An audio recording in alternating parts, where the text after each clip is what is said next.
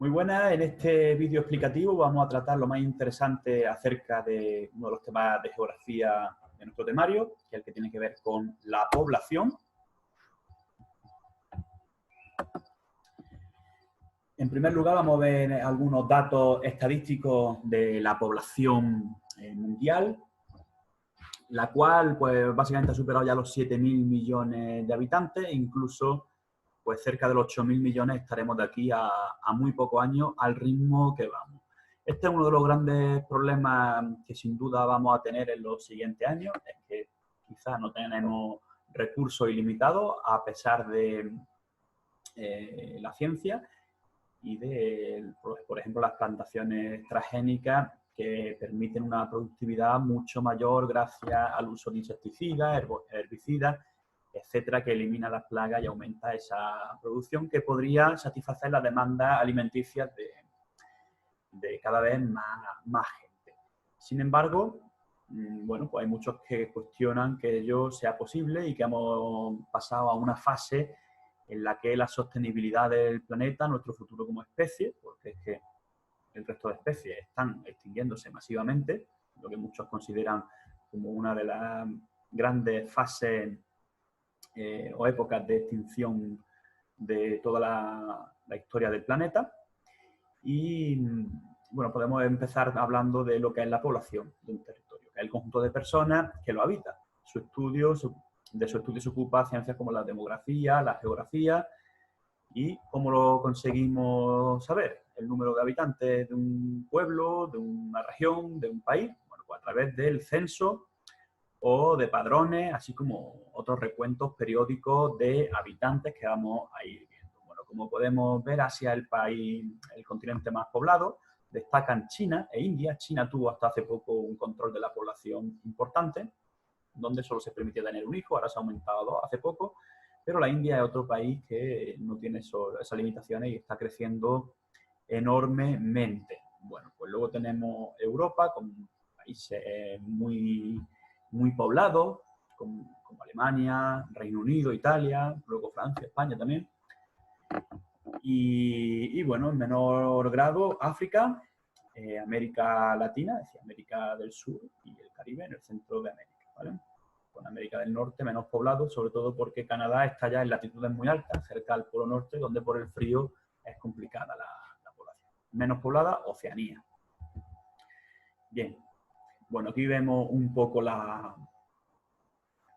población. Fijaros que aunque no somos un país despoblado, ni mucho menos, aunque en el ámbito rural cada vez hay más despoblación, es decir, aquí en España tendemos a juntarnos o agruparnos en las ciudades, pero si vemos esta comparativa, fijaros, por cada kilómetro cuadrado, es decir, si cogemos un kilómetro de ancho por otro de largo, tenemos en España unos 91 habitantes de media. Está claro que no es lo mismo Madrid que un pueblo de la Sierra de Jaén, como Segura de la Sierra, por ejemplo, de donde no se llega a esa densidad de población tan alta de Madrid. En cambio, fijaros cómo en la India o en China esa densidad de población o habitantes por kilómetro cuadrado es mucho mayor, y vive más gente en menos espacio.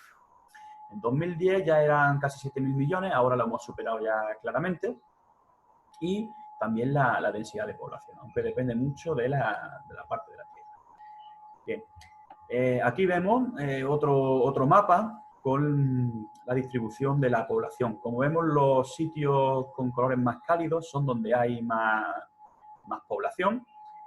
Si trazásemos una línea de oeste a este por el Ecuador, una línea imaginaria, podemos deducir claramente que vive más gente en el hemisferio norte. Bueno, básicamente porque las condiciones climáticas son mejores. La Europa templada, por ejemplo, la costa este de Estados Unidos, aunque también en el hemisferio sur tenemos algunas zonas de población importantes como Brasil o la zona de Buenos Aires, ¿no? Bien, en blanco, zonas un poco pobladas. ¿Cuáles son? Bueno, zonas desérticas, como la del Sáhara, el desierto de Mongolia, el desierto de Namibia, por aquí, de Atacama, por Chile, en Oceanía, sobre todo Australia, que es el gran desierto de Victoria, y bueno, y luego las zonas más frías pegadas a los polos, ¿vale? El sur de América del Norte, del sur, pero sobre todo zona de Alaska, el norte de Canadá, Groenlandia, Islandia, las zonas norte de Noruega, Suecia y Finlandia, Siberia, bueno, pues esas zonas por condiciones climáticas adversas, obviamente son menos atractivas para que se asiente la gente. Aquí lo vemos de nuevo y se puede ver que zonas como India, China, sobre todo la zona de Shanghai, son de las más pobladas, Indonesia también, fijaros, Australia, zona de Sydney, Canberra son de las más pobladas también, igual que las zonas costeras. Eso es otro de las tónicas generales de la distribución del planeta. Además de en zonas donde las temperaturas sean templadas, ni muy cálidas ni muy frías, también se tiende a establecer la población en zonas costeras. De hecho, las costas, además de la cercanía del mar, bueno, pues también son zonas donde el mar suaviza las temperaturas y ayuda a vivir con mejores condiciones de vida. Eso sucede en España, donde salvo Madrid y algunas ciudades interiores, hay una gran concentración de población en el litoral mediterráneo, por ejemplo, ¿vale? Mientras que las zonas del interior, de Castilla y León, Castilla-La Mancha, están más despobladas. Bueno, vista esta diapositiva, pasamos a la siguiente, donde se hablan de los vacíos demográficos, que son básicamente los que he nombrado antes, zonas frías y polos. Groenlandia, Norte de América, Himalaya, Tíbet, montañas rocosas en América, y bueno, son zonas de un habitante por cada kilómetro cuadrado. Acordaros que España, hemos dicho antes, que no llega a los 10, por lo tanto España no es un vacío demográfico. Esas zonas también son, obviamente, la Antártida, superficie helada, de permafrost, y zonas de selva con abundante vegetación. Desgraciadamente la deforestación, bueno, pues está acabando con mucha selva, los incendios también en Australia o en el Amazonas recientemente. En cambio, pues aquí podemos ver una imagen que escenifica muy bien lo que es una zona de concentración mundial. Las tenemos en India, las tenemos en China, en las grandes ciudades. No es de extrañar que donde hay más concentración de habitantes, por ejemplo, es donde los virus, las pandemias se extienden más. En el norte de Italia, por ejemplo, la zona de Milán, en la Lombardía, en España, Madrid, Nueva York en Estados Unidos, son zonas muy densamente pobladas y, bueno, tiene esas desventajas en este sentido. ¿Vale? El sureste de Asia, Europa y la costa atlántica de Estados Unidos, y la costa este. Tenemos Nueva York, por ejemplo, como una de las ciudades más importantes. ¿Cómo se distribuye la población? Pues fijaros que casi el 20%, es decir, 1 de cada 5 habitantes es chino, un quinto, un sexto. Tenemos luego la India, fijaros que va camino de superar a China en breve. Y luego vemos una serie de países. Estados Unidos, que tiene áreas de mucha concentración, pero otras más vacías, por la inclemencia del tiempo, por ejemplo. Tenemos también Rusia y destaca, entre otras, ¿qué más? Bueno, Europa, aunque tiene menos población que otros continentes, pero sigue en una zona bastante densa, en Inglaterra, Francia, Italia, Alemania. En América destacan Brasil, Argentina y Estados Unidos. En África destaca en Egipto solo la zona que va al curso del Nilo, ya que, como sabéis, Egipto es bastante desértico. Y en Asia lo que hemos dicho, China, Japón, Corea del Sur también bastante poblada, ¿vale? Y las zonas más alejadas del océano y con extremos climáticos, como zonas desérticas, zonas de climas polares, son bastante despobladas. Bien, vamos a ver ahora los factores de la distribución de la población, que son los físicos. Y la población busca zonas preferentemente llanas, como la que vemos en la imagen, ya que zonas montañosas son más difíciles de cultivar, ¿vale? Obviamente las zonas donde haya agua van a ser también de las preferidas. Antiguamente, eso sí, para defender el territorio, y Alcalá y otras ciudades son ejemplos, pues si hay promontorios rocosos desde donde vigilar que no ataque nadie a la ciudad, pues mejor que mejor. En zonas de cultivo y donde haya una tierra fértil, es decir, la aridez de los desiertos o el permafrost donde no se puede cultivar, es decir, el hielo no atrae. Tampoco las zonas con excesiva vegetación, como son la selva amazónica, por ejemplo. zonas de temperatura elevadas con demasiadas lluvias, pues igual, eso dificultan la vida y por lo tanto son factores físicos que dificultan mucho el asentamiento poblacional. Bien, ¿qué más? Bueno, en el clima, que lo acabamos de ver, y luego los factores humanos. Entre ellos los históricos. Muchas veces se van asentando la gente en ciudades que ya existen. Tenemos en España, por ejemplo, Madrid de la época musulmana, Barcelona o Barcino de la época romana, y más en concreto en Andalucía incluso Almuñécar, que se llamó Sexi, en época de los fenicios, Gadir, que se dice que es la ciudad más antigua de Occidente, también por los fenicios, una ciudad, como vemos, costera también y habilitada al comercio. Y bueno, son ciudades que se van reutilizando, digamos, y donde se van asentando nuevos núcleos de población, aunque siempre van surgiendo pueblos y ciudades nuevas en cada época. ¿Vale? También va a ser importante donde se asienta la población, factores políticos. Ahí donde hay a lo mejor dictadura, donde hay guerra, la gente obviamente no va a querer arriesgar sus vidas y va a intentar huir. Eso es lo que fomenta o lo que propicia la inmigración. ¿Por qué tenemos a tanta gente que intenta venir a Europa jugándose la vida incluso? Pues por las malas condiciones climáticas y sobre todo por la pobreza de sus países de origen, corrupción y sobre todo lo que se llamó el colonialismo, países europeos que explotaron y siguen explotando con sus multinacionales a estas zonas más deprimidas de África, de Asia, y que provocan, bueno, la escasez de alimentos y de una vida digna, pues esa gente intente irse. Factores económicos, son un poco los relacionados con los políticos, y cuanto mejor va la economía de un país, pues más atrae gente. Cuanto peor vaya la economía de un país, pues más emigrantes, es decir, gente que se va a otro país a buscarse la vida. Bueno, aquí vemos un poco otras gráficas que muestran la población mundial. En 2100 la ONU ha estimado que llegaremos a los 10.000 millones. Hace unos años China y la India, como hemos dicho, son los países más poblados, y allá a bastante distancia Estados Unidos, Indonesia, Brasil, etcétera. El pronóstico es que la India supere a China, por lo que hemos dicho. China tiene controlada la población, era un niño por matrimonio, ahora 2. La India no tiene esas restricciones de momento. Bueno, todo esto se estudia demográficamente, y la demografía es la ciencia que estudia estos pronósticos. ¿Vale? ¿Cómo se pueden estudiar? Pues a través del censo, el padrón municipal o el registro civil. El censo se hace cada 10 años. En España, cada año acabado en 1. Lo hace el Instituto Nacional de Estadística, el INE. Y es una especie de encuesta de población del país donde se obtienen datos demográficos. Es decir, cuánta gente vive en cada domicilio, a qué se dedican, la edad que tienen, etc. El padrón municipal. Bueno, el padrón municipal lo hacen los municipios y más o menos es parecido al censo.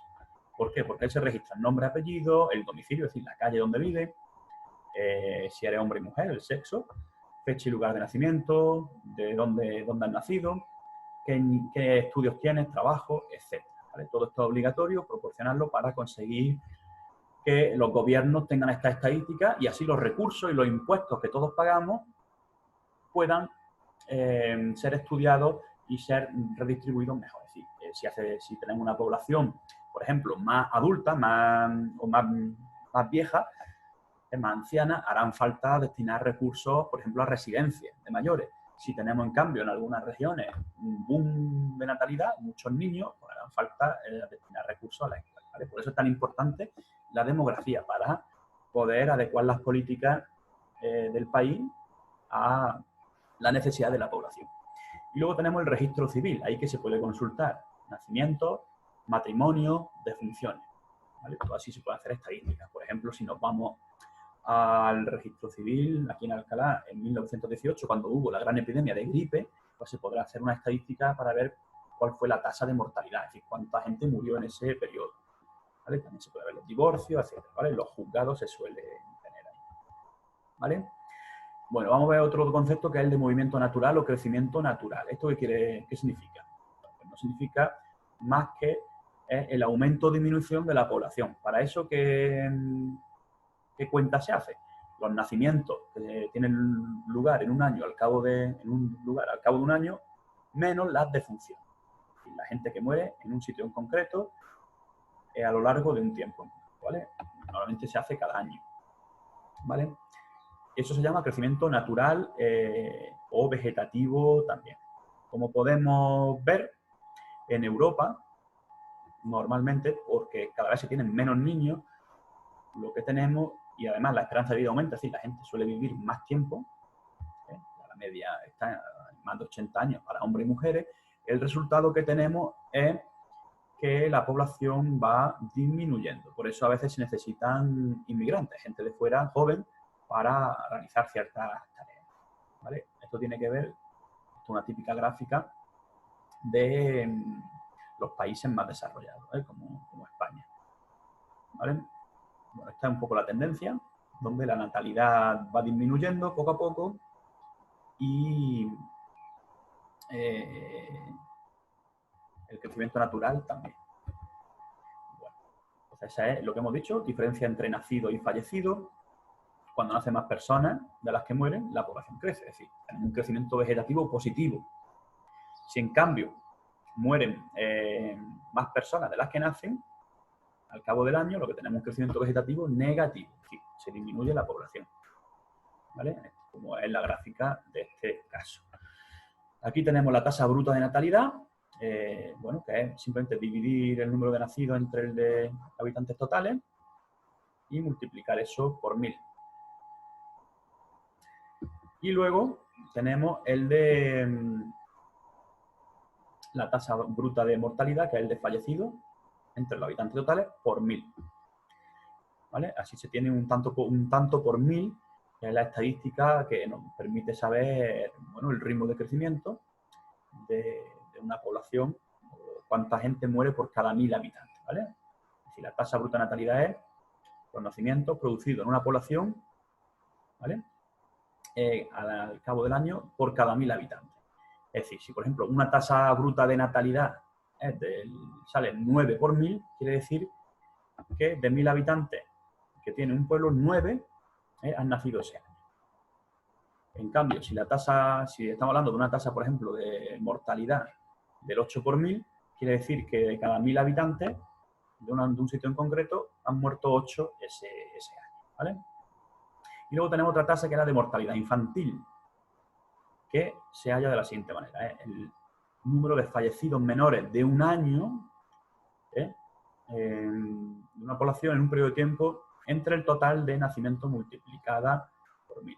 Es decir, cogemos, para hacer la división, el número de fallecidos menores de un año, lo dividimos entre el número de nacimientos totales y lo multiplicamos por 1000. Obviamente en los países más pobres, pues esta tasa de mortalidad infantil es más alta. ¿Por qué? Pues porque hay peores condiciones sanitarias, menos hospitales y tenemos un poco la consecuencia, ¿vale? Bueno, aquí tenemos la natalidad, como claramente las zonas del mundo donde hay más nacimientos, en tanto por 1000 lo podemos ver, el África negra, África subsahariana, luego el norte de África, y como podemos ver los países más industrializados donde se tienen menos niños, sobre todo porque la mujer se ha incorporado al trabajo, ya no nos casamos a los 20, 22 años, sino a los 30 y todo eso dificulta tener hijos. Normalmente la mujer, el periodo fértil de la mujer hasta los 35, 36 años es correcto. A partir de ahí ya va teniendo más problemas. Es decir, si la mujer hasta que no encuentra su primer trabajo no ha tenido ningún niño, pues va a tener al final un periodo fértil de 5, 6, 7 años donde puede tener a lo mejor pues, 1 o 2 niños, que es la media, ¿vale? Bueno, por eso los países más industrializados, más desarrollados, la tasa de natalidad es de la más baja. Bueno, aquí vemos otra vez otra estadística de los países más poblados y ¿por qué esas diferencias? Porque en unos sitios se tiene una tasa de natalidad y de fecundidad más alta. Bueno, pues simplemente porque los países pobres los niños suelen aportar ya un dinero al hogar, es decir, trabajan desde muy temprano, a veces con situaciones de explotación laboral, pero contribuyen con su trabajo a mantener un poquito el sustento de la familia, ¿vale? Y los hijos también se ocupan de los padres en la vejez, no hay pensiones de jubilación, ¿vale? Otro de los motivos por los cuales los países menos desarrollados interesa tener más hijos. ¿Por qué? Repito, ¿vale? Sobre todo porque cuanto más hijos tiene, al no haber una regulación laboral que impida trabajar a los niños de tan pronta edad, esos niños pues, van a conseguir aumentar los recursos económicos del hogar. En los países desarrollados, en cambio, ¿qué pasa? Que la educación se prolonga, normalmente ya todo el mundo llega a la educación secundaria, luego bachillerato o ya ciclo, universidad, incluidas las mujeres, que ya superan al hombre desde 2004, como, que llegan más a la universidad que los hombres, y el resultado es que, bueno, pues los hijos son una carga económica. ¿Por qué? Porque no trabajan, España, Francia, Italia no trabajan desde los 12 o 13 años aportando dinero a la familia. Por lo tanto, hay que sostenerlo y encima luego hay que pagarle la universidad. Para eso están también las becas, para que el Estado ayude a las familias más pobres, con menos recursos, para que puedan ayudar a que estudien, ¿no? Indistintamente de la condición económica, ¿vale? Por eso, en los países desarrollados, los niños, tener niños es una carga económica, ¿vale? En fin, los costes de la crianza son bastante elevados. Y luego también tenemos factores culturales.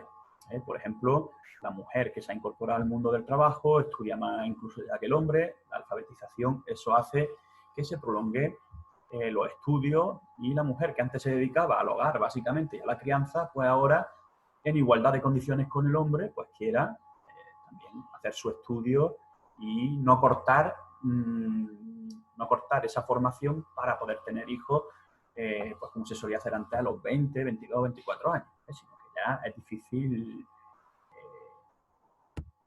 llegar a los 30, o sea, es muy normal llegar a los 30 años una mujer y aún no tener hijos, ¿vale? Y además la pérdida de influencia religiosa, ¿vale? Antes, por motivos religiosos, las sociedades tradicionales, como era la española, pues en los años 40, 50 todavía, la natalidad era muy alta porque la religión más o menos era la que hablaba de fomentar la natalidad, de que la mujer estuviese sirviendo al hombre en el hogar, etc. ¿Vale? Entonces, la pérdida de influencia religiosa, tenemos una sociedad más laica, más despegada de la religión, influye en que la mujer pues, tenga más libertades, y a la vez eso repercuta en que, bueno, pues no se dedique ya exclusivamente de tan temprana edad a la crianza, ¿vale? Bueno, así tenemos que la fecundidad en los últimos años va por debajo de 2. Y es que para mantener la población, para que no decrezca la población, hay que tener una media de hijos por matrimonio superior a 2,1 de media, ¿vale? Entonces, como vemos, ese umbral ya se cruzó en España los años 80, básicamente, ¿vale? Y somos de los países que menos hijos por matrimonio tienen, ¿vale? La llegada de inmigrantes en los años 90, época de bonanza, lo que hizo fue recuperar esa tasa de natalidad, ya que los inmigrantes que vienen aquí a España suelen ser gente joven, ¿vale? Que tiene más hijos, y eso ayuda bueno, a criar a más niños y a tener más mano de obra, ¿vale? Bien, ¿cómo se explica también todo ello? Pues la política demográfica. En los países subdesarrollados, las políticas de planificación familiar no se dan, ¿vale? China prohibió tener más de un hijo por matrimonio. Y bueno, en los países ricos lo que se intenta es, por ejemplo, los cheques bebé, dar ayudas por familias numerosas. Es un poco un intento de fomentar la natalidad. Aunque, complementando lo que he dicho antes, los países subdesarrollados, China ya no es un país subdesarrollado, una gran potencia económica, pero los países africanos y demás, lo que se tendría que hacer para intentar evitar tantos nacimientos es desincentivar. Por ejemplo, en Vietnam, en las zonas rurales, la media básicamente está en 8 o 9 niños todavía, las zonas más rurales, más atrasadas del país. Bueno, pues el gobierno solo financia la educación primaria en Vietnam para 4 niños. A partir del 4.º niño ya son las familias las que se tienen que hacer cargo de la educación pagándola, ¿vale? Son formas de intentar que ciertos países no crezcan tanto, ¿vale? La esperanza de vida, ¿qué es? Es la duración media de la vida, ¿eh? Sí. Esto es la media, voy aquí todas estas cifras, es la media que una persona, ya sea hombre o mujer, tiene al nacer dependiendo del sitio en el que vive, ¿vale? En España ya está bastante superior a lo que vemos aquí. Las mujeres están ya en 86, 87 y los hombres ya superan los 80 años de media. Fijaros que a principios del siglo XX la esperanza media de vida era 35 años. Fijaros que está ya en 82. Esto no quiere decir que todo el mundo muera a los 82 años, sino que la media a la que la gente muere bueno, pues es superior a los 80 años en nuestro país, ¿vale? Eso se debe a la mejora, obviamente, de las condiciones de vida. Bueno, aquí vemos algunos ejemplos. Norteamérica, como podemos apreciar, las mujeres suelen vivir más que el hombre porque tienen normalmente hábitos de vida más saludables, aunque la tendencia es a equipararnos. Y vemos como en África, sobre todo algunos países como Etiopía, bueno, pues son los grandes sitios con problemas. Fijaros, la esperanza de vida es mucho menor. Por otro lado, la mortalidad, ¿qué es? Bueno, pues el número de defunciones ocurridas en un lugar durante un año. El número de fallecidos en un año determina las tasas de mortalidad. Bueno, esta es un poco la evolución. La natalidad ha ido disminuyendo y la mortalidad más o menos se mantiene estable lo que se refiere a España. ¿Vale? Bueno, vamos a seguir. ¿Por qué hay sitios donde hay elevada mortalidad? Epidemia, sobre todo cuando no hay vacunas, cuando no hay hospitales suficientes o personal sanitario. Todo ello va a motivar altas tasas de mortalidad, ¿vale? Esto pasaba en Europa, en la época donde la ciencia apenas tenía importancia y sí que la tenía la religión y por lo tanto se apostaba más por recetas caseras o espirituales que por la ciencia, ¿no? Que es lo que de verdad consigue disminuir o afrontar este tipo de epidemias. También, obviamente, el cuerpo humano va a resistir peor este tipo de enfermedades si está peor alimentado. Entonces, en épocas de malas cosechas, sequía, inundaciones, bueno, pues la mortalidad se dispara, sobre todo la infantil, ya que no es lo mismo un cuerpo adulto que un cuerpo de un niño, un bebé que no ha cumplido el año, por ejemplo. Bueno, ¿qué puede provocar una alta mortalidad? Guerra, estamos viendo ahora refugiados que intentan llegar a Europa buscándose una vida mejor, muchos de ellos engañados por mafias a los que les pagan un dineral y luego les dan unas barcas muy malas, yucos, por los que muchas veces mueren en el océano. Bueno, eso es ya lo relacionamos esto con la emigración, que es la población que sale de un país para ir a otro. Normalmente lo hace para buscar mejorar sus condiciones de vida, buscar un mejor trabajo, también por escapar de guerra, como los sirios, que llevan en guerra bastante tiempo, persecuciones políticas, por ejemplo, los republicanos españoles que después de la guerra civil fueron perseguidos por los franquistas, por la dictadura franquista, tuvieron que irse a Francia, México, Unión Soviética u otros países. Persecuciones religiosas, también las sigue habiendo hoy, raciales, tipo racismo. Todo eso provoca emigración, salida internacional. En cambio, el fenómeno contrario es la inmigración, es la gente que llega de un país a otro. Entonces, por ejemplo, un emigrante es una persona que de España, por aquí de Alcalá, se va a Alemania a buscar trabajo, ¿vale? En cambio, un inmigrante es una persona que, por ejemplo, como veis esta gente, viene del África subsahariana, por ejemplo, de Senegal, a España. Son inmigrantes, vienen a buscar mejorar su vida con mejores servicios médicos, regímenes democráticos, etc. Bueno, hay quien dice que es que los inmigrantes se aprovechan mucho de los recursos, que habría que quitarle el derecho a la sanidad gratuita que tenemos los demás. Bueno, esos son planteamientos puramente racistas y falsos, ya que normalmente los inmigrantes, por lo menos los africanos, no suelen hacer ni mucho menos ese abuso. Además, muchos vienen sin papeles y el que viene sin papeles no se arriesga a ir al médico salvo causa mayor, que tenga una lesión grave, ¿vale? No se va al médico a tener algún problema, voy a hacer que lo denuncien, ¿vale? O la policía intervenga y demás, ¿vale? Entonces, esos son bulos los que no deberíamos de caer. Los que a lo mejor sí tienen algo más de aprovechamiento, toman eso, provecho de nuestro sistema de salud sanitario, pues a veces son los turistas ingleses, gente mayor, que vienen aquí, que saben que los medicamentos pues los podemos tener más fácil y a bajos precios y hacen un uso inadecuado de nuestro sistema sanitario. Bueno, hecha esa apreciación, tenemos entonces que si restamos a los que vienen, esto está mal, ¿vale? A los que vienen por los que no se van, ¿vale? Tenemos el saldo migratorio, ¿vale? Entonces tenemos que España, hemos sido un país que tradicionalmente hemos emigrado mucho al exterior, a América Latina en el siglo XIX, luego en el siglo XX, sobre todo en los años 50, 60 más que nada, a Alemania, Francia. Ahora somos un país que recibe inmigrantes, normalmente pues, de países distintos, de África subsahariana, Marruecos, Mauritania, pero también del este de Europa como Rumanía o China, ¿vale? Bueno, luego también tenemos las llamadas migraciones interiores, es decir, son desplazamientos de población dentro del país. Puede ser, por ejemplo, de Andalucía a Madrid o a Cataluña, donde son regiones más prósperas, con más industria, que ofrecen más posibilidades. Bueno, aquí vemos otra imagen en esta estación en Jaén, que simboliza claramente cómo hemos sido nuestra provincia un punto de partida hacia otros lugares para buscar un mejor trabajo. También algo que es típico de nuestra sociedad actual es la concentración en grandes ciudades, ¿vale? Las zonas despobladas, sobre todo de la España rural, Teruel, Soria, Castilla, son pueblos que están quedando casi abandonados con gente cada vez mayor, donde hay un gran problema, y es que casi no hay ya ni hospitales ni atención educativa.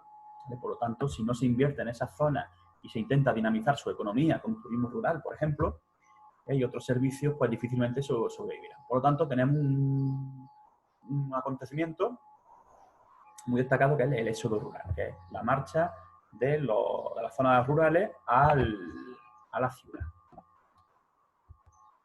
Bueno, y es que antes la gente se dedicaba mucho al campo, la gente se dedicaba al sector primario, que es el que se dedica a esto, y por lo tanto la industria estaba poco desarrollada. Pero a partir del siglo XIX y en España, a partir de los 60, va desarrollándose va desarrollando su industria y también el turismo. Eso lo que hace es atraer a gente del campo a trabajar como obrero en las ciudades, ¿vale? Entonces, eso es otra de las explicaciones de por qué las zonas rurales van quedando abandonadas y, en cambio, las ciudades sí van siendo más pobladas, ¿vale? Esto va a suceder sobre todo en los países ricos, porque si nos vamos a las zonas más rurales de África, más subdesarrolladas, sigue habiendo una gran mayoría de la población que, como no hay industria, pues lo que se dedica es al sector primario, a la agricultura, a la ganadería, todo eso. Y lo que tenemos es un envejecimiento de la población. Bueno, aquí vemos alguna noticia del periódico inglés The Guardian, donde se ve pueblos donde incluso están a la venta porque están quedando abandonados.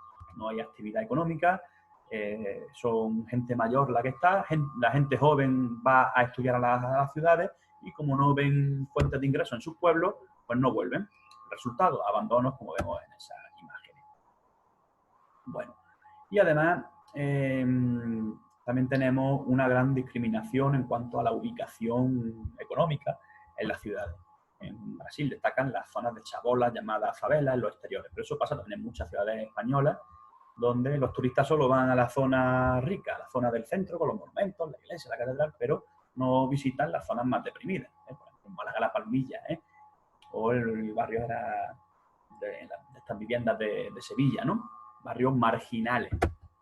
Bueno, eso eran las migraciones interiores, es decir, de un país, o sea, de una zona de un país a otra, normalmente para buscar mejora económica. Luego están las migraciones exteriores, que son que te vas de un país a otro, ¿vale? En España, pues en principio esas migraciones fueron entre el 1850 y 1975 a América y Australia, también desde países como Italia, Irlanda, etcétera, ¿vale? Por ejemplo, a Argentina fueron muchos italianos, ¿vale? Luego, en los 50, la migración destacó de países mediterráneos como España, Grecia o Turquía a países más desarrollados de Europa, como Alemania, Francia, Inglaterra, Holanda, etcétera, ¿vale? Que necesitaban mano de obra, ya que había muerto mucha gente en esos países en la Segunda Guerra Mundial, hacía falta reconstruir su fábrica, edificios, etc. Aquí vemos emigrantes españoles yendo a partir de los 50 a esos países. Y luego, a partir de los 90, lo que sí se viene produciendo, sobre todo en España, Italia también, los países que dan al Mediterráneo, están más cerca de África, pero también en Estados Unidos y Australia, como estamos viendo, por ejemplo, en el país liderado por Trump ahora mismo, como muchos mexicanos, hondureños intentan pasar la frontera para buscar mejores trabajos, ¿vale? Son normalmente trabajos más duros y peor pagados. Aquí, por ejemplo, en España, los trabajan mucho en los invernaderos, condiciones muy malas, a veces no le pagan lo que deberían, los empresarios se aprovechan de ellos, en mataderos, un trabajo que nadie quiere hacer, lo hacen los inmigrantes, en fin. Y bueno, es verdad que a lo mejor la tasa de delincuencia es más alta entre gente inmigrante que española, pero es algo que hay responsables estar diciéndole continuamente. Lo que hay que tener en cuenta es que la gran mayoría de inmigrantes que vienen aquí no delinquen ni van a delinquir en su vida, ¿vale? Por lo tanto, ese miedo que algunos quieren crear hacia el negro, ¿no? El que viene de fuera, pues exagerado, ¿eh? Porque la gran mayoría son gente decente, gente común que viene simplemente forzada muchas veces a mejorar sus condiciones de vida y poder enviar dinero y ayuda a sus familiares de los países emisores, ¿eh? Y siempre con trabajo peor pagado. ¿Consecuencia de las migraciones exteriores? Bueno, pues tenemos lo siguiente. Por ejemplo, en España, ahora que mucha gente se ha ido fuera, sobre todo en la época de crisis, se pierde población, desciende la natalidad, la gente joven se va fuera. Un amigo mío que se fue a Alemania, se casó allí y tiene sus niños, lo ha tenido en Alemania, no aquí. Entonces se pierde población joven y se pierde nacimiento aquí. Si no tenemos gente joven que trabaje, no se pueden pagar luego las pensiones, es otro gran problema, ¿vale? Entonces, hace falta gente joven que parte de lo que trabaja lo pagan impuestos, a la seguridad social. Y con ese dinero pues se pueden hacer inversiones y pagar, como he dicho, los impuestos. En cambio, los países donde llegan inmigrantes aumenta la natalidad y crece su población, ¿vale? Es decir, si llegan, por ejemplo, a España gente joven de otros países, aumenta la natalidad y crece la población. Bueno, el caso es que, como vemos, en España, ¿vale?, la mortalidad ha ido descendiendo hasta que a principios del año 2000, con una época de bonanza económica, venía de mejora de la economía, se atraía a mucha gente de fuera, sobre todo de Marruecos, Latinoamérica, gente joven, y por eso creció la natalidad, como vemos aquí, por encima de la mortalidad. Pero con la crisis de 2011, otra vez, la línea roja iría por encima de la azul, ya que la gente no venía aquí de fuera porque no había trabajo, ¿vale? Bueno, más o menos todo eso se explica así.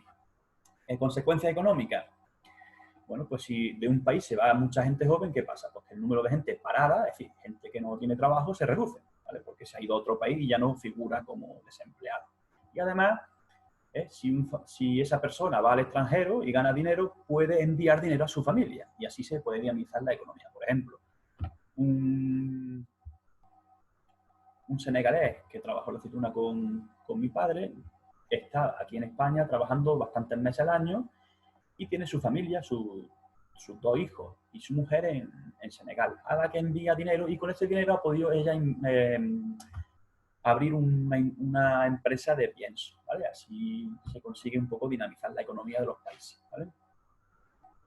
Bueno, los países que acogen a los inmigrantes, por lo tanto, aumentan su mano de obra. Si viene mucha gente de Senegal, por ejemplo, de Marruecos, donde sea, pues se aumenta la gente que puede trabajar. Muchas veces más barata. Eso legalmente no se debe de permitir, ¿vale? Bueno, pues está un poco los españoles en el extranjero, sobre todo a raíz de la crisis económica que hubo la década pasada. Fijaros, el gran drama que fue para muchos tener que irse a otro país a buscarse la vida. Como igualmente un drama el subsahariano, que ya en condiciones mucho peores arriesga su vida porque no puede venir muchas veces de forma como un español que se va a Alemania en avión, sino que se tienen que coger barcas de muy malas condiciones. Bueno, aquí vemos, como fijaros, de África. Estas líneas marcan la salida de mucha población. Vemos la África subsahariana, es decir, el Sahara está por aquí, pues África subsahariana se refiere a lo que hay debajo del Sahara.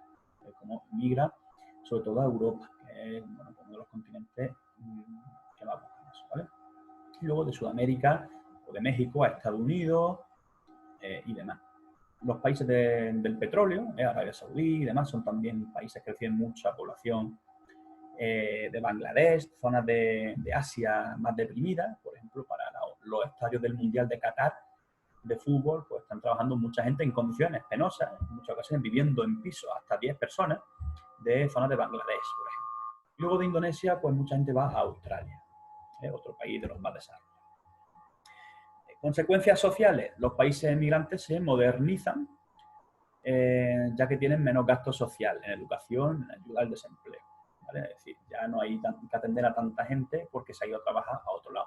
Y además, si esa gente no tiene trabajo y no se le deja ir y no se va a otro país, pues lo que hace es ser un problema. Y además se cabrea porque no tienes dinero, el gobierno no te ayuda y por lo tanto, bueno, el irte de un país a otro hace que, bueno, pues se reduzca la conflictividad social. Las protestas sociales se reducen, ¿vale? Sobre todo porque la población joven, que es la que se suele ir, es la más conflictiva, es la que reivindica normalmente más, tiene más fuerza, ¿no? Supuestamente, ¿no? En cambio, los países donde llegan los inmigrantes se convierten en sociedades multiculturales. Esto lo hemos visto. Aquí en Alcalá, en los años 50, 60, ve a un chino, un negro, ¿vale? Eso era como ver un ovni casi. Ahora estamos acostumbrados a ver a gente de muchas nacionalidades y etnias, ¿vale? Porque raza solo hay una, que es la humana, lo demás es racismo. Bien. Esto en Alcalá no se ve tanto, pero te vas ya a Málaga, te vas a Madrid, hay barrios enteros, ¿no? Con mucha gente. Otra cosa es la adaptación que tengan.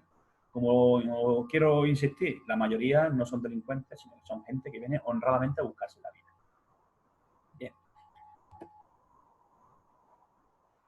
Bueno, pues lo vamos a dejar aquí porque lo que vamos a tratar a partir de este momento es cómo analizar pirámides de población, donde se va a ver, bueno, por edades y por sexo y en un determinado lugar y fecha cuál es la distribución de la población. Y si hay más adultos, si hay más jóvenes, si hay más mujeres, si hay más hombres, si ha habido guerra y por lo tanto se ha perdido población.